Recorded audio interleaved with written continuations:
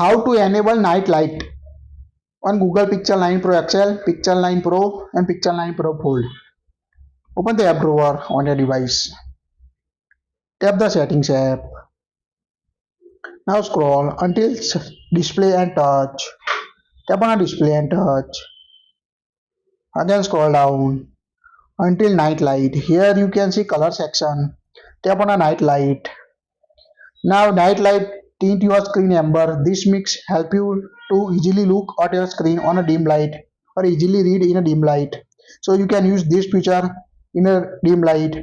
Now toggle on it, use night light. When you toggle on it, it will automatically change your screen color dim like this.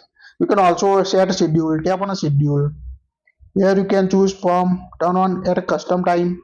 So here you can set the start time or end time to automatically enable night light on your Pixel 9 Pro and other device. Also increase or decrease the intensity. Again tap on a schedule.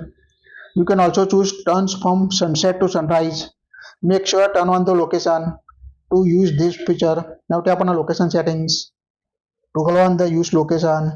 Now go back.